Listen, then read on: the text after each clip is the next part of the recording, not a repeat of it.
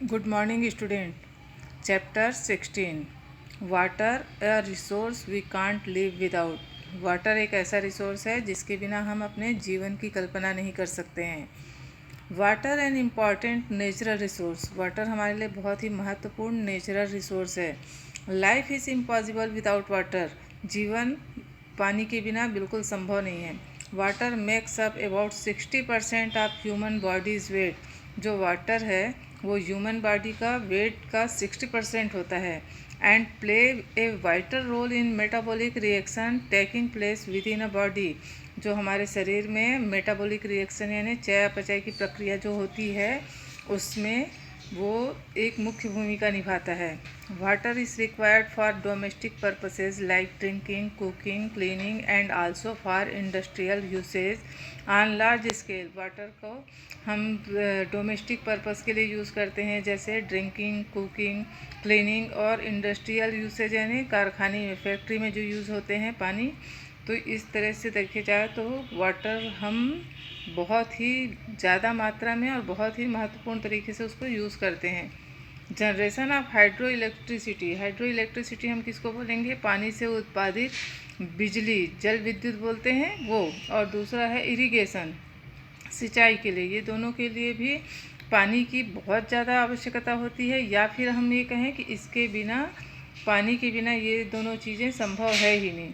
It is also required for germination of seed and plays an important role in photosynthesis. Seed की germination में और photosynthesis की प्रक्रिया में भी वाटर की मुख्य भूमिका होती है। Water bodies are also habitat to many animals and plants. और बहुत सारे एनिमल्स और प्लांट्स जो हैं उसका हैबिटेट वाटर ही होता है। Availability of water.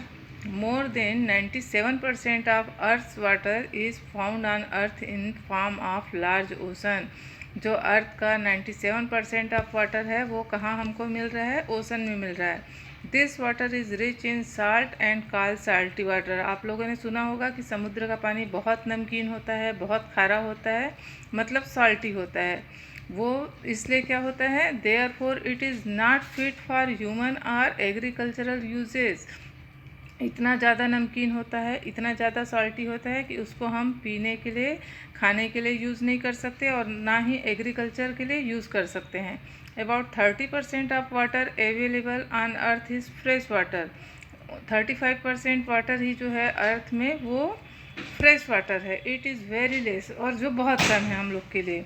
Out of which 2.77% is in the form of ice cap and glacier. और उसमें से भी 2.77% जो है वो आइस कैप के रूप में है या ग्लेशियर। ग्लेशियर आप किसको बोलेंगे? जो नदियाँ जम जाती है या बर्फ़ की जो नदियाँ होती है उसको हम बोलते हैं glacier.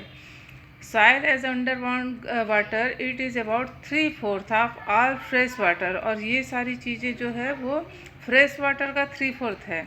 Fresh water available for human is only 0.03%। मतलब हमारे ह्यूमन बीइंग के लिए, खाने पीने हम जो यूज़ करते हैं अपने लिए, पर्सनल यूज़ के लिए, तो वो सिर्फ कितना है? 0.03%। Form of water in nature. Nature में जो फॉर्म ऑफ वाटर हो रहा है वो कैसा है? 3 form of water are solid, liquid and gas. मतलब सॉलिड, लिक्विड और गैस से आप क्या समझते हैं? सॉलिड यानी तरल, लिक्विड यानी सॉलिड यानी कोई भी चीज़ जो सख्त रहता है, जैसे वो बर्फ़ है। लिक्विड यानी तरल, पानी के रूप में। और गैस यानी वाष्प के फॉर्म में।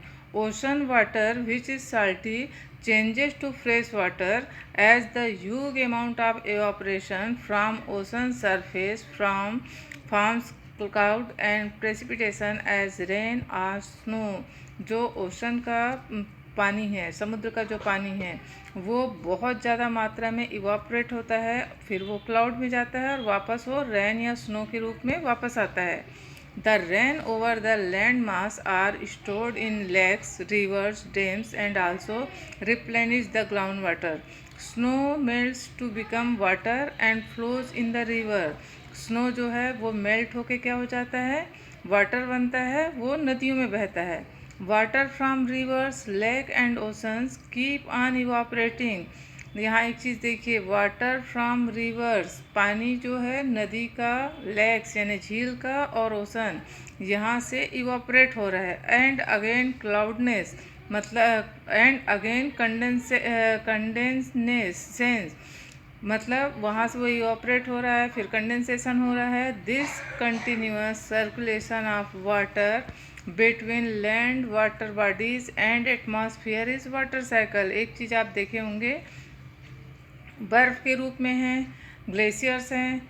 ये पहले टेम्परेचर बढ़ा तो क्या हुआ, ये मेल्ट हुआ, पानी बना, पानी बन गया। उसके बाद ये क्या हुआ, और ज़्यादा टेम्परेचर बढ़ा तो ये इवापोरेट हुआ, मतलब वो गैस के फॉर्म में आया। गैस के फॉर्म में आया तो क्या है, वो फिर से क्लाउड बना। क्लाउड बनने के बाद वो फिर से रेन के फॉर्म में नीचे धरती पे आ रहा है। फिर वो नदी के रूप में है, फिर अगर वो जम गया तो बर्फ़ के रूप में है, फिर वो मेल्ट हुआ, पानी बना, फिर वो इवापोरेट हुआ। तो ये जो प्रक्रिया सर्कुलेशन जो चल रहा है, that is called water cycle. Okay children, today's your class is over now, and we will learn more about water, know more about water in next classes.